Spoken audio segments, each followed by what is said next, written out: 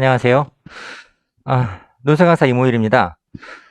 오늘 설명회 간다고 하니까 아내가 늘 열심히 잘했지만 오늘은 더 열심히 많은 정보를 주라고 얘기해 주더라고요. 왜냐면은 오늘 설명회 오시는 분들은 목숨 걸고 오는 거다. 그래가지고 오늘은 제가 늘 열심히 하지만 최대한 많은 정보를 드리려고 노력하겠습니다. 제가 설명드릴 부분은요. 인문논술 합격에게 제가 플랜 B라고 적어드렸어요. 그러니까 저는 논술 강사잖아요. 저는 논술이 플랜 A였으면 좋겠어요. 불행히도 논술은 플랜 A가 안 됩니다. 입시에서 플랜 A는 다른 거예요. 아이들이 고등학교 들어갈 때 내가 논술 잘해서 대학 가자 라고 생각하는 애들은 없습니다. 대부분 애들은 다른 전형을 생각하죠. 대학 가기 제일 좋고 정원 제일 많고 합격률 제일 좋은 전형. 그래서 플랜 A가 되는 게 무슨 전형인지 아시나요? 뭘까요? 학종이에요, 학종. 학종이 플랜 A입니다. 플랜 A인데 학종이 다 좋아요. 다 좋은데 한 가지 문제가 있다면은 그 좋은 전형 쓰기 위해서는 좋은 내신이 필요하다는 겁니다. 우리 아이들이 전부 다 내신 1점대면은 그래서 6학종이 가능하다라면 논술은 필요하진 않아요. 논술은 피곤한 전형이에요. 글 쓰고 선삭 받고 엄청 복잡한 전형이에요. 이거를 왜 해야 되는 거냐? 플랜 A가 생각보다 만만치 않습니다. 지금 제가 대학 갈 수 있는 길을 크게 세 가지 잠깐 말씀드릴 텐데 정시가 있고 또 하나가 논술, 그다음에 학종이 있어요. 정시는 지금 아이들이 받는 모의고사 등급이 있을 텐데 이것과 무관하게 사실상 남은 1년을 어떻게 하느냐에 따라 가지고 얼마든지 상승이 가능해요. 정시는 올라갈 수 있습니다.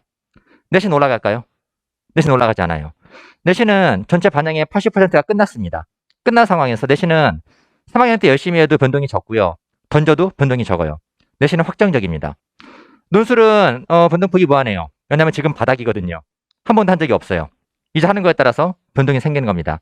정리해드리자면 수능과 논술은 지금까지 베이스와 무관하게 내가 하느냐에 따라서 남은 1년 어떻게 쓰느냐에 따라서 성장이 가능하지만 학종으로 쓸 수 있는 내신은 변동폭이 크지 않습니다. 그래서 만약에 우리 아이가 6학종이 예쁘게 나온다. 내신으로 학종 6개 예쁘게 나온다. 그러면은 논술이 그리 필요하진 않습니다. 그러나 내 학종으로 내신으로 봤을 때 학종으로 갈 수 있는 대학이 그리 만족스럽지 못하다. 좀 더 높게 보고 싶다라고 한다면은 논술은 수시에서 필수적인 전형이 되는 겁니다. 그래서 제가 이거 논술을 플랜 B라고 말씀드렸던 겁니다. 오늘 이 플랜 B가 어떻게 움직이는지 설명을 좀 드릴게요. 잠깐만요. 접니다. 저는 연대 언어홍보 영상학과를 졸업을 했고요. 중계학님하고 대상에서 강의하고 있습니다. 하나 비어있죠? 비어있는 거는, 이거 사운드도 있는데, 소리가 안 나네, 여기. 아쉽네요. 자, 대성은 무서운 곳이에요. 대성은요, 매년 정기적으로 강의평가를 합니다. 강의평가에서 강사들을 쳐내는 곳이에요. 저는 강남 대상에서 전 캠퍼스 통합 1위 했습니다. 인문논술 부문입니다. 대상 애들은 강의평가 되게 잘해요. 고3 애들은 좋은 강의와 나쁜 강의는 구분하지 잘 못해요. 국어는 평가 잘합니다. 수학도 잘 알아요. 논술은 몰라요. 논술은 거의 들어본 게 없거든요. 대성 친구들은 전국에서 수많은 논술 강의 다 들어본 애들입니다. 걔네가 저를 갖다 책으로 뽑아줬어요. 대성에 저보다 오래 강의한 분들도 계시고 저보다 인원수가 많은 선생님도 계세요. 하지만 아이들한테 저보다 좋은 평가를 받은 사람은 없었습니다. 그래서 제가 강의 만족도 1위였습니다. 그 다음에 대치동에서 강의를 하고 있고요. 그 다음에 제가 설명드릴게 인문논술에 대한 전형 소개를 간단하게 해드릴 텐데 길게 말씀드리진 않을 거예요. 왜냐면은 이런 자료들은 데이터에 있는 거예요. 보시면 아는 겁니다. 이거 제가 짧게 설명드리고 그 다음에 구체적으로 궁금하신 질문들을 갖다가 제가 정리해서 소개해드릴게요. 여기 화면에 나오는 자료들은 다 자료집에 있는 겁니다. 천천히 보시면 되는 거고 제가 화면 보면서 조금 설명을 드릴게요. 올해 아이들 내년이죠. 내년에 가야 될 수능 최저표가 나왔습니다. 보시면은 이쪽에 누구지? 얘인가요? 얘구나. 자, 최저가 없는 애가 있어요. 없는 애가 있고 그 다음에 있는 애들은 높으면 3합 6 혹은 2합 5, 2합 4 정도 되면 또 어지간한 거 쓰는 게 가능해지는 겁니다. 이렇게 최저표가 있고요. 이렇게 상위 연대부터 덕성까지 그 다음에 아래표가 하나가 더 있어요. 이건 자료를 보시면 되는 건데 전체적인 흐름은 예년보다 최저가 낮아지는 겁니다. 이 자료가 있는 건데 내년 3월에 최종안이 나와요. 최종안은 조금 더 낮아질 여지가 있습니다. 올해 분위기 아시죠? 그렇죠? 문과가 정말 적절한 표현이 없는 것 같아요. 정말 폭망했습니다. 그래가지고 최저를 이렇게 못 맞출 줄 몰랐을 겁니다. 대학들도. 그래서 최저를 내년에 조금 더 낮출 가능성이 있지만 현재 공개된 자료는 이렇습니다. 이 자료는 보시면 되는 거고 제가 설명드리고 싶은 건 이 부분이에요. 내신 반영인데 여기가 이쪽이 비율, 여기가 점수예요. 비율은 중요하지 않아요. 비율이 중요한 게 아니고 이 점수가 중요한 건데 비율이 바뀌었어요. 올해 이제 연대가 논술 100, 내신 안 보죠. 성대 논술 100, 서강대 보죠. 서강대가 이렇게 보시면은 논술 80에 교과 10, 비교과 10인데 만점 줍니다. 코로나 때문에. 10점 어떻게 배분되냐. 1등급 10, 9.96, 9.92, 9.988에서 8등급이 9.7이에요. 전교 1등하고 8등급이 0.3 차이 나는 겁니다. 진짜로 9등급만 아니면 되는 거예요. 겉으로 보기에는 학생부가 20%처럼 보이지만 사실은 반영 비율이 되게 미미합니다. 한양대 교과 반영하지 않고요. 중대 20점이고 7등급이 19.2점이에요. 상관없습니다. 7까지는 쓸만하고 8은 좀 위험하고 9는 탈락입니다. 그래가지고 대학들 전체적으로 보시면은 이 비율을 보지 마시고 구체적으로 내가 몇 점인데 얼마 깎이나 이걸 보셔야 되는 거예요. 통상적으로 본다면 내신 많이 안 보긴 하지만 전체적으로 봤을 때 내신 5등급 정도면은 내신 때문에 떨어지지는 않습니다. 5등급 정도만 시켜주면 돼요. 그리고 5가 넘어가도 착한 학교들이 많아요. 이게 연대, 성대, 선량한 애들이 많기 때문에 실대가 꽤 있습니다. 여기 이 자료와 디페이 자료가 있습니다. 다 자료에 있는 부분이에요. 이렇게 마지막 자료에 이제 자료 중에서는 수리를 보는 대학들이 있어요. 연대, 한대, 중대 몇 개 있는데 학교 표현은 그래요. 수학적 능력을 깊게 평가하는 게 아닌 거고 기본적인 능력만 평가한다고 하는 겁니다.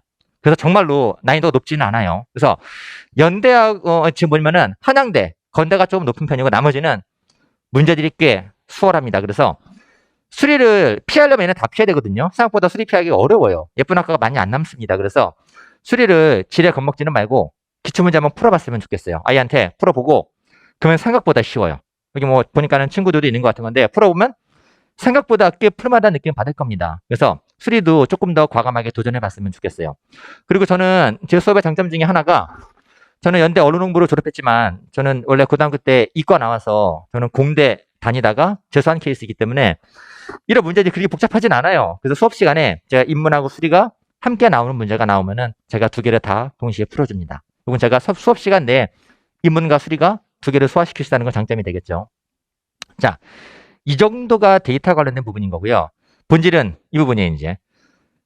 제가 오랜 기간 동안 많은 설명회들을 합니다. 오늘 이 설명회도 세 번째 거예요. 오전에 대치 강연 설명회 하고, 오후에 대치 비탐 설명회 하고, 오늘 저녁에 세 번째 설명인데, 질문들이 대략 비슷해요. 제가 그걸 정리해 드릴게요. 첫 번째. 논술을 해야 된다는 거 대부분 알고 있어요. 왜냐면은 내신선으로 봤을 때 갈 수 있는 학교가 되게 한정적이거든요. 논술을 해야 된다는 거 알고 있는 건데 잘 안 합니다. 요거는 자료에 없어요. 이거 칠판 보시면 될 것 같아요. 왜 논술 안 하냐? 해야 된다는 건 알지만 귀찮기도 하고 또 하나는 뭐냐면은 너무 붙기가 어려워 보인다는 거죠. 이렇게 표현하시죠. 논술이 로또 아닌가라고 하시는 건데 경쟁률을 보면 로또처럼 보일 수 있어요. 보여드릴게요. 연대가 정시 경쟁률이 4대 1이고 논술 48대 1이거든요. 12배잖아요. 이거 무서운 겁니다. 12배 떨어질 것 같잖아요. 근데 이거는 공식이고요. 제가 실제를 보여드릴게요. 연대 실제 경쟁률은 얼마냐? 연대가 1,500명 뽑아요. 연대 경쟁자가 몇 명일까? 우리나라에서. 수능 봐서 연대 가자. 연대 따위에 갈 수 없다라고 말하는 정말 최소한 한 1,000명 빼고 나면 우리나라에서 50만 수험생 전부가 정시로 연대 가는 게 목적이 되는 겁니다. 정시는 경쟁자가 50만 명이에요. 논술은요. 350명 뽑거든요. 정원이 적어요. 이보다 적지만 중요한 거는 경쟁자가 훨씬 줄어든다는 겁니다. 실제로 경쟁률은 300대 1이고 48대 1이 되는 거예요. 이게 이해가 안 되실 수 있는 건데 자, 연대가 4대 1은 뭐냐면요. 6,000명 지원해서 1,500 뽑는다는 뜻인 겁니다. 6,000명 지원했으면은 4,500이 떨어지는 것처럼 보이는 것뿐이에요. 이게 착시예요. 왜 그러냐? 연대는 몇 명 떨어지는 거냐면요. 49만 명 넘게 떨어지는 거예요. 6,000명이 지원했으면은 나머지 49만 4천 명은 지원하지 않았죠. 49만 4천 명은 연대 떨어지는 겁니다. 언제 떨어지는 걸까요? 수능 보는 날 떨어지는 거예요. 수능 보는 당일날 원서도 못 써보고 떨어지는 게 49만 4천 명이에요. 나머지 6천 명이 정시로 연대 갈 수 있을 거라고 생각했던 겁니다. 그 중에 4,500이 떨어지고 1,500이 붙는 거예요. 실제로 이게 되게 단조로운 건데 그냥 상식적으로 보시면 됩니다. 주변에 논술 공부하는 애들 얼마나 있을까요? 수험생 중에서. 혹은 정시 공부하는 애가 얼마나 있나요? 정시는 우리나라에서 50만 명이 다 하고 있어요. 논술은 시험 보러 가는 애가 16,000명이지 이 시점에서 전국에서 논술 공부하는 친구들은 지금 1,000명이 안 돼요. 제가 잠깐 여쭤볼게요. 지금 논술에 관심이 있어서 오셨는데 이 중에서 우리 아이가 일주일에 한 번씩 꼬박꼬박 쓰고 첨삭 받으면서 공부하고 있다. 혹시 여쭤봐도 될까요? 계신 분 하나. 그리고요. 고맙습니다. 한 분 계세요. 한 분. 그래도 서울의 교육 중심지라고 말하는 이 동네에서도 논술 설명이, 이 학원 설명에 오시는 분들 중에서도 공부하는 한 명입니다. 진짜 공부하지 않아요. 논술 되게 신기한 전형이에요. 정말 많은 학생들이 논술로 붙기를 원하고 원서를 쓰고 돈을 내고 시험장에 가서 간절하게 합격을 원하지만 진짜 공부하지 않습니다. 얘네가 48대1처럼 보이지만 이 중에서 공부하는 친구들은 5대1이 넘게 되기 힘듭니다. 정시는요, 전부 실제 경쟁이에요. 50만 명이 모두가 미친듯이 공부합니다. 이쪽 경쟁은 살아있는 경쟁이지만 이쪽 다 죽은 경쟁이에요. 실제 경쟁은 우리나라에서 경쟁자가 가장 적은 전형, 논술입니다. 왜? 공부하기 귀찮거든요. 공부하기 쉬운 게 굉장히 센 겁니다. 정시 얼마나 쉬워요? 객관식이잖아요. 공부하기 쉬운 전형은 애들이 많이 써요. 경쟁력이 높은 거고, 공부하기 어렵고 힘들고 귀찮은 논술은 아이들이 정말 안 씁니다. 이 귀찮음만 조금만 감내하면은 실제 경쟁률은 훨씬 낮아질 수 있어요. 여기 한 가지고요. 좀 더 보여드릴게요. 연대가 공개한 지역별 합격자 현황이에요. 결론은 뭐냐? 연대는 논술에서 서울 애들밖에 안 뽑아요. 지방은 17밖에 안 됩니다. 강원도 전멸했어요. 그러면 연대가 강원도 애들 싫어하냐? 아니죠. 강원도 애들 못 쓴 겁니다. 지방에 논술 못 써요. 얘네 어떻게 붙었냐? 얘네는요, 고등학교를 지방에서 나오고 재수하면서 서울에서 올라와서 대치동에서 중계해서 공부해서 붙는 애들이 얘네가 17%예요. 지방에서 논술을 보는 건 불가능합니다. 학교에서 안 가르치고 학원이 없어요. 저희 반에도 지방에서 진주에서 창원에서 청주에서 주말 아침 9시 수업으로 올라온 애들이 있어요. 이런 애들이 있습니다. 서울 아니면 공부하는 게 불가능한 전형이 되는 겁니다. 논술은요, 이렇게 불합리한 전형이죠. 우리나라에서 가장 불공정한 전형인 겁니다. 학생부가 불공정하다 그래도 학생부가 수도권 편중이 70%대예요. 논술이 유일하게 80%를 서울에서 뽑고 있어요. 이게 불공정한 방식이긴 한데 이 불공정함이 우리에게 불리하지 않다는 거예요. 여기 뭐 대치동이나 여기 중계, 여기는 적어도 강사들이 온다라는 겁니다. 이쪽은 공부할 기회가 주어진다는 거예요. 지방 애들은 진짜 불쌍해요. 저희 반에서 제일 멀리서 왔던 친구가 제주도에서 2명이 올라온 경우가 있었습니다. 제주도에서 아침에 일요일 아침에 비행기 타면은요, 아침 9시 수업을 듣는 게 가능해요. 대치동에서요. 2명이 올라오는 게 있었는데 그렇게도 수업 듣는 건데 여긴 얼마나 편해요. 수요일날 저녁에 제가 오잖아요.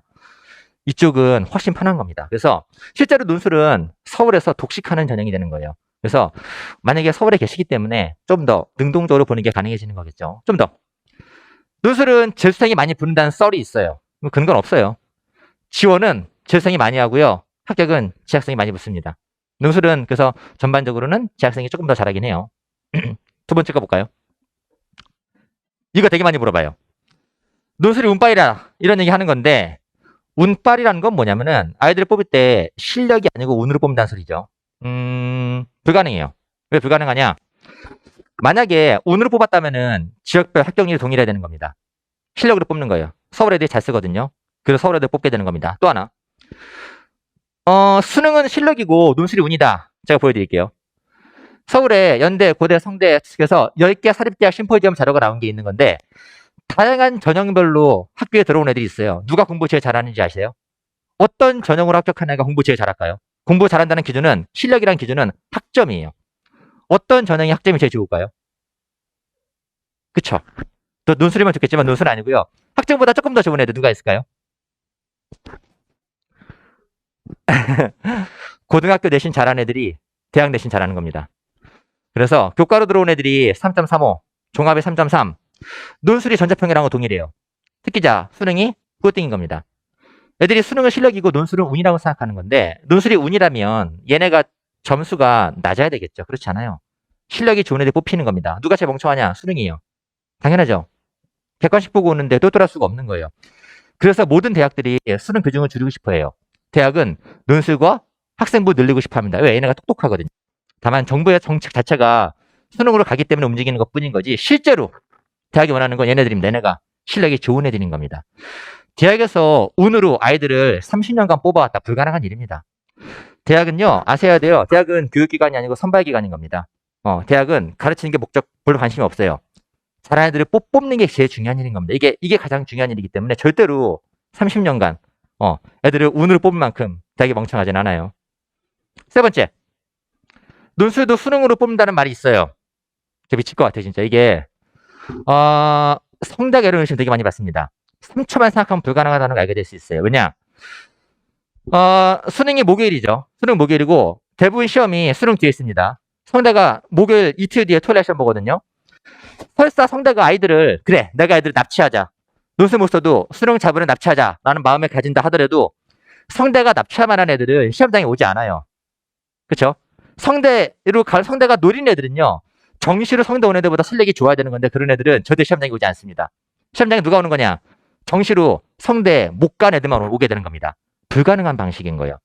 이게 진짜 유언비어가 많은 건데 제가 아는 학생이 있어요. 대상에서 본원에 몇 년 전 인문 7반 여학생이 있었어요.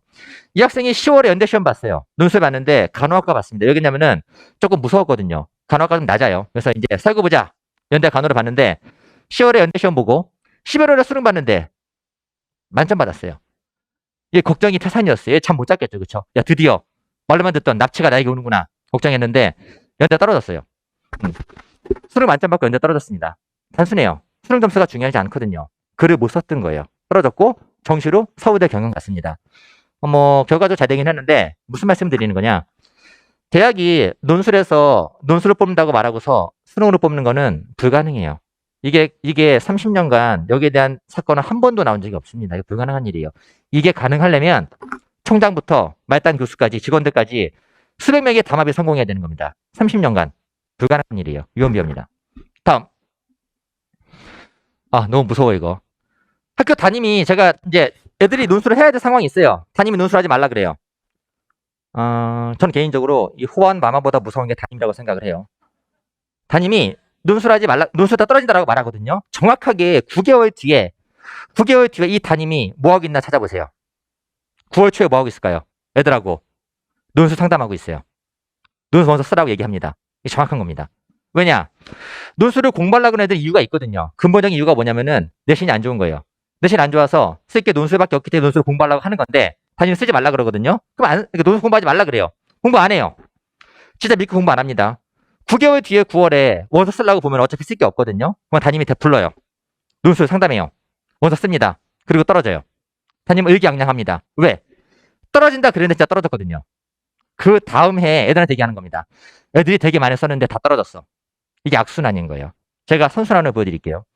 지혜로운 담임들은 학종으로 애들이 수시를 가기 어려운 애들은요. 논술하고 얘기를 합니다. 공부를 하라 그래요. 하라 그러면 공부를 해요 애들이. 시험 봅니다. 붙어요. 그럼 내년에 또 얘기하는 거죠. 작년에 선배 중에 내신이 안 좋았는데 논술에서 합격한 애가 있어. 그러면은 또 공부하고 또 붙어요. 이게 선순환인 겁니다. 제가 안타까운 건 이런 악순환을 만드는 담임들이 꽤 많다는 겁니다. 이게 무책임한 일이에요. 이거 진짜 반성해야 되는 겁니다. 만약에 담임이 논술하지 마 라고 말하면 이렇게 물어봐야 되는 겁니다. 네, 알겠습니다. 그럼 저 뭐 할까요? 저는 수시에서 뭘 할 수 있을까요? 대안을 물어봐야 돼요. 학종해라. 그러면은 가장 좋은 전형이 되는 겁니다. 논술 버리면 되는 거예요. 근데 학종으로 쓸 데가 없어요. 그런데도 불구하고 논술 하지 말라 그러면은 이건 무책임한 비판이 되는 겁니다. 이거는 아이들 인생에 도움되는 방식이 아니에요.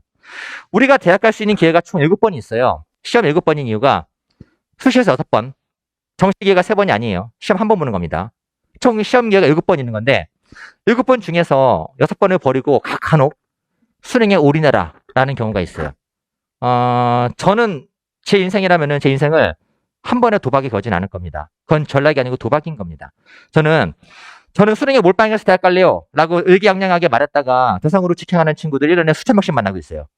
입시는 늘 가변적인 겁니다. 하나에 올인해가고 좋은 결과 나기 생각보다 어려워요. 그래서 만약에 어차피 정신하는 거고 수시에서 내신 예쁘지 않다 그러면 논술 해야 되는 겁니다. 공부하면 붙고요.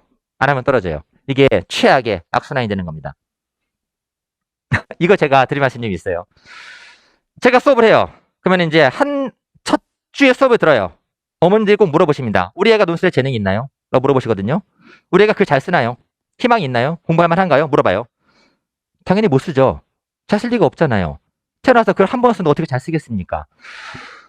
첫 주에 잘 쓰냐가 중요하지 않고요. 전혀 의미 없어요. 남은 1년간 어떻게 하느냐에 따라 가지고 실력이 변동되는 건데 첫날 글 쓴 걸 가지고서 확답을 들으시려고 하는 게 조금 아쉬운 부분이 있습니다. 또 하나.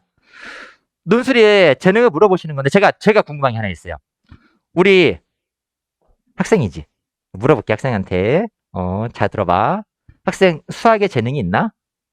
수학에 천부적 재능이 있어? 없는 것 같아? 혹시 아이들 중에서 수학에 천부적 재능 있는 아이가 있나요? 별로 없어요. 진짜 드물고 그 드문 애들 전부 다 이과 같습니다. 문과 애들이 수학에 재능이 있을 리가 없어요. 근데 재능도 없죠. 근데 혹시 수학 공부하고 있니? 왜 해? 재능도 없는데? 왜 재능이 없는데 공부할까?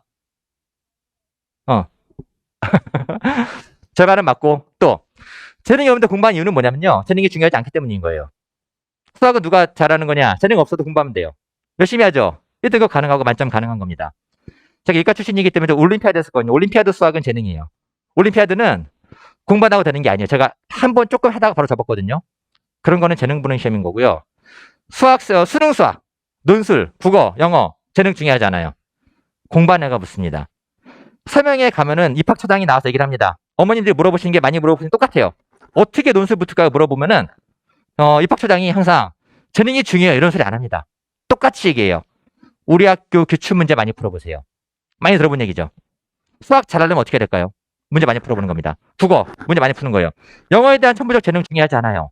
우리는 절대로 공부한 애들 이길 수 없습니다.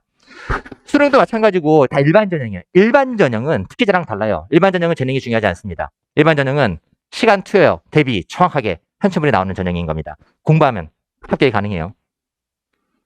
그 다음에 언제 시작할까요? 아, 이것도 저기 친구 또 있네. 학생 수학 공부 언제 시작할 거야? 수학 여름부터 빡세게 해볼까? 아니면 수능 전에 일주일간 달려볼까? 우리 그런 생각 안 해요. 왜? 수학이 한두 달, 일주일 사이에 되지 않는다는 거 알기 때문인 거죠. 논술은 수학이나 국어보다 쉬워 보이나요? 그렇진 않아요. 논술은 최소 1년이 필요한 겁니다. 지금 겨울방학부터 가장 효율적인 시점이에요. 이때부터 해서 딱 1년만 준비하면 가능한 겁니다. 저는 1학년한테도 이렇게 얘기하고요. 수능 끝나고 는 똑같이 얘기하는 겁니다. 지금이 최적의 시점이 되는 겁니다. 여름부터 할까? 수능 전에 일주일 동안 열심히 할까? 수능 끝나고 할까? 분야들이 있어요. 드뭅니다. 합격률은요. 학습한 시간과 정확하게 비례합니다. 통계는 거짓말하지 않거든요. 그래서 오랫동안 공부하는 게 1년간 공부하면 확률이 꽤 높아지는 겁니다. 그래서 연대 사학과 합격생 이런 얘기를 했었어요. 수능 위주 공부한다 하더라도 일정 시간은 정해놓고 토요일 하루를 온전히 논술에 투자했습니다. 연대에 설명회 가면 보여주는 학생입니다. 제 학생이 아니에요. 이 학생이 현명한 이유는 뭐냐면은 수능 위주로 한다고 해서 수능만 하지 않았다는 겁니다. 수능 위주지만 수능도 하지만 논술도 꼼꼼히 했어요. 많이 투자하지 않습니다. 이 학생이 일주일 하루를 갈아 넣었지만 그만큼도 필요 없고 4시간이면 충분해요. 저는 딱 4시간 가르치고 애들을 합격시켰습니다. 4시간은 긴 시간은 아니에요. 그리고 대학 갈 수 있다라면은 아까운 시간도 아닙니다. 우리나라에서 주당 4시간 공부하고 대학 갈 수 있는 전형이 뭐가 있을까요? 없어요. 수능 일주일 4시간 해보세요. 어디 갈까요? 가겠죠. 저 멀리 사라져 버릴 겁니다. 근데 논술은 4시간 공부하고 합격이 가능한 전형인 겁니다. 가성비는 최강이에요. 제가 어떻게 붙여내건 간단하게 말씀을 드릴게요. 저는 강의 참석 평가 상담인데 강의를 대학이 내고 있는 5개 유형이 있어요. 얘를 공부합니다. 그러면은 우리가 보는 모든 대학들은 연대, 성대부터 인하대까지 이 5개가 조합돼 나오는 겁니다. 얘가 되면 문제 순서만 바뀌고 모든 게 커버가 가능해져요. 수업도 제가 초반에는 5대 모듈을 보고 후반에는 대학별로 하나씩 문제가 나갈 거예요. 전 수업 이렇게 해요. 전요 겉으로 보이는 거 되게 좋아합니다. 애들이 수업을 듣고 났을 때 글을 어떻게 쓰겠다가 선명하게 들어와줘야 되는 거예요. 만약에 분류하고 선택하고 비판하라 그러면 정말로 이런 계율을 짜요. 짜고 하나씩 채워나가면서 진짜로 이 틀에 맞춰가지고 글을 써나가는 겁니다. 아시죠? 논술은 정답이 있는 거. 그래서 수업도 이렇게 하고요. 개념도 절대 상대 이렇게. 사실 우리가 사문화 중심주의나 사대주의를 알지만 이 개념들의 포지션을 잘 몰라요. 그래서 각각의 개념들이 이거를 갖다 따로따로 이해하는 게 아닌 거고, 그래 이 중에서 이렇게 있고 우리가 알고 있는 개념들은 다 계보도가 있습니다. 족보가 있는 애들인 겁니다. 깔끔하게 보여주는 거 되게 좋아합니다. 저는요. 애들이 끝나고 나면은 이미지가 선명하게 남아요. 마무리가 되면은 팁도 주고요. 그래서 이렇게 강의했기 때문에 대성에서도 전 캠퍼스 1위가 가능했던 거였습니다. 그다음에 첨삭은 2번 진행해요. 담임이 한번 해주시고 제가 한번 하는 겁니다. 같은 글을 2번 보기 때문에 저는 일주일에 아이들을 한 번씩 항상 대면한다가 대원칙으로 가지고 있습니다. 그다음에 평가도 아시죠? 어플. 평가 어플 없으면은 아이 실력을 모르겠죠. 글을 못 쓴다는 거를 떨어지고 나서 깨닫는 건 슬픈 일이 될 겁니다. 그래가지고 저는 어플을 통해서 아이들에게 점수, 평균, 100분위를 주고 어머님들도 이걸 통해서 매주 확인이 가능합니다. 어디다 써먹냐? 여기 써먹는 거예요. 나중에 상담할 때 신규 매주 상담이 있고 원서 상담이 있어요. 나중에 보세요. 고등학교 담임하고 상담할 때 뭐로 상담하나? 담임하고 논술 상담하지만 담임은 제일 중요한 논술 실력을 모릅니다. 그럼 상담이 안 되는 거예요. 상담합니다, 근데. 그리고 애들 대성으로 보내고 있어요. 이거 되게 문제가 있는 건데 어플에 성적이 남습니다. 그 객관적 데이터에 기반해가지고 상담을 하는 겁니다. 저는 그래서 논술 강사는 사실은 수시 전반에 대한 입시 멘토가 돼야 될 겁니다. 그래서 제가 이렇게 진행하고 있고요. 그러면 이렇게 해서 어떻게 됐냐. 지금 집계가 끝나진 않았어요. 지금 이제 뭐 아직 수합 중이어가지고 연락 온 애들 몇 명만 보여드리자면 일단 연대는 일단 정여학 합격생이 있고요. 제가 이름 다 지워드려요. 개인정보 중요하죠. 아, 가끔 애들이요. 저는 이렇게 공개하거든요. 저는 성을서 초성까지만 공개하는데 애들이 이름 다 공개해달라는 그런 경우도 있어요. 가문의 영광이다 하는 경우 있는 건데 교재에 넣거든요. 근데 정보 여기까지만 공개합니다. 연대고 성대 합격생 이렇게 생겼습니다. 서강대는 좀 빨개요. 학교별로 다 보는 거 생각보다 흔치 않은 경험입니다, 이게. 그 다음에 한양대, 중앙대, 이대, 경희대, 한국외대, 건국대, 홍대, 숭실대, 성신여대, 서울여대, 뭐 성북대까지 제가 그냥 학교별로 한 명씩만 보여드렸습니다. 이게 뭐 올해 지금 실적이 나오고 있는 거고요. 그 다음에 작년 거 빼먹었다. 이거 2021입니다. 작년도 제가 매년 실적을 공개합니다. 공개하는 건데 작년 이거 공개했다가도 신고당했어요. 허위 실적 광고라고 신고당했는데 입증은 했어요. 끝났습니다. 끝났는데 누가 신고했는지 아세요 혹시? 누가 신고했을까요? 논술 강사를 신고하는 거는 논술 강사밖에 없어요. 당연하죠. 지나가던 시민이 신고하지는 않습니다. 누가 신고했는지도 알고 있어 사실은요. 어떤 심정을 신고했는지도 알고 있습니다. 저는 학원이 아니고 개인이거든요. 전 개인인데 개인이 한 해 동안에 이만큼 실적이 나오는 게 불가능해요. 이거 본 강사가 느꼈겠죠. 이거 사기다. 저는 그 강사가 느꼈을 당혹감과 열패감을 이해합니다. 그래도 신고는 너무했어요. 그래가지고 그래도 다 입증해서 끝났습니다. 자, 이거 마지막이에요. 저는 학원에서 강의평가를 받기도 하지만 항상 제 수업을 제가 강의평가를 합니다. 애들한테 물어봐요. 그 설문지 돌리는 건데 무기명으로 돌리죠. 제가 받은 거 몇 개 보여드릴게요. 작년 1년 좀 안 되게 학원 논술 수업 들었는데 올해가 돼서야 진정한 논술을 배웠다는 얘기하는 친구도 있고요. 이 학생 재밌어요. 지금까지 여기까지 이거 화이트 지운 거예요. 제가 수업 몇 개 들었는지 잘 몰라요. 그냥 논술 수업 투어 다니는 애입니다. 다 들어봤는데 가장 좋음, 최고라고 말해줬어요. 수업을 많이 들어보는 애들은 좋아요. 걔네가 좋은 강의, 나쁜 강의 구분을 하거든요. 많이 듣고 온 애들은 들어오면 나가지 않습니다. 수업 들으려고 전주에서 올라온 애들이 있어요. 그 다음에 애들 취향 특이하죠. 그래서 이제 마스크 색깔 다양하다고 좋아하는 친구도 있어요. 제가 제일 좋아하는 건 이었어요. 최단 기간, 최고 효율입니다. 글씨는 개발사발이지만 내용은 진정성이 있었어요. 강의를 볼 줄 아는 녀석이었어요. 자, 마지막 사진 보여드릴게요. 올해 21년 10월 2일 신촌 연대 정문입니다. 이게 저예요. 저는 매년 학교에 찾아갑니다. 제 강의는 강의실에서 끝나지 않아요. 제가 강의하고 상담하고 애들 격려해주고 시험 보는 날까지 이게 저고요. 이 학생 누군지 기억이 안 나는데 너무 많아가지고 그래가지고 가서 일일이 애들한테 응원하고 격려하고 힘을 주고 오는 겁니다. 시험이 3시였고 제가 연대에 방문한 게 11시 반이었어요. 그 시간에 애들은 많았는데 제가 둘러봤거든요. 다른 강사들이 있나? 강사들은 서로 보면 알거든요. 우리나라에서 그 시간에 애들을 응원하러 시험장에 간 사람은 대한민국에 이모여밖에 없었습니다. 그래서 애들에게 응원해주고 그만큼 좋은 결과가 났습니다. 이거 왜 보여드리냐면 제가 제 수업을 일부러 보여드릴 수 있어요. 어머님들께. 근데 대부분 이해를 못 하실 겁니다. 이해를 해도 의미 없어요. 시험 애들이 보잖아요. 제가 어떤 마음가짐으로 애들을 대하는지 이거 상징적으로 보여드리려고 이 사진을 제가 찍은 건 아니고요. 어떤 어머니께서 찍어서 저한테 보내주셨더라고요. 그래가지고 워낙 좀 예쁘게 나와서 이거 봤습니다. 전 마스크 다양한 거 좋아해요.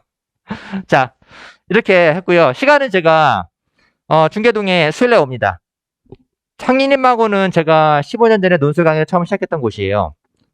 한동안 대치동 강의하느라고 못 왔었는데 올해 어떻게 시간이 얘기가 잘 돼가지고요. 수요일날 6시에 개강합니다.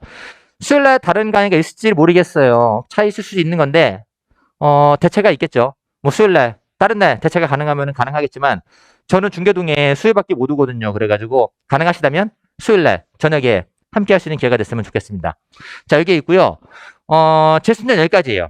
제가 마지막으로 정리해 드리자면 지금 어머님들께서 아이들도 마찬가지예요. 지금 결정할 게 뭐냐면 3학년 1학기 내신 전까지 고민할 게 뭐냐. 내가 내신을 공부에 써먹을 거냐 말 것이냐 그래서 고민해야 되는 겁니다. 내가 내신으로 승산이 있다 그러면은 내신 기간에 한 달 파는 겁니다. 중간 한 달, 기말 한 달 열심히 하는 거예요. 만약에 내가 내신이 쓸모가 없다, 할 데가 별로 없다 그러면은 내신 버리고 그 시간에 뭐 하는 거냐? 수능 공부하는 거예요. 수능 공부하는 게 훨씬 이득인 겁니다. 이런 조언을 담임이 안 해줘요. 절대로. 제가 안타까운 게 누구냐? 내신 5등급, 6등급 이러는데 내신 파고 있어요. 왜 하냐 물어보면 몰라요. 그냥 하는 거예요. 우리 목적은 내신 잘하는 게 아니고 글 잘 쓰는 게 아니고 우리 목적은 대학 가는 겁니다. 내신은 수많은 수단 중에 하나에 불과해요. 내신 안 좋은 거 너무 슬퍼하지 말고 수능 좀 부족할 수 있어요. 나한테 맞는 전형을 찾아서 대학 가면 끝나는 겁니다. 자, 이거 잘 염두에 두시고요. 제 수는 여기까지입니다. 그리고 많이 고민하시되 빨리빨리 결정해야 되는 거예요. 이 설명회, 다음 설명회, 그 다음 설명회까지 설명회만 오시는 분들이 계세요. 끝날 때까지 1년 내내 고민만 하는 거예요. 수능 끝나고 후회하겠죠. 그러지 마시고 1년간은 공부해야 되는 거기 때문에 빨리빨리 결정하고 움직였으면 좋겠습니다. 자, 여기까지고요. 설명회 끝난 다음에 이 뒤에 국어, 그다음에 그룹장님 소개가 있고요. 끝난 다음에 제가 상담을 할 겁니다. 그래서 시간이 괜찮으시다면은 이 강의실에 남아주시면은 뒤에서 좀 더 개별적으로 얘기할 수 있는 시간이 있으면 좋을 것 같습니다. 우리 아이들도 있고 어머님들도 소중한 시간 할애하신 만큼 좋은 정보 얻어가는 시간 되었으면 좋겠습니다. 감사합니다.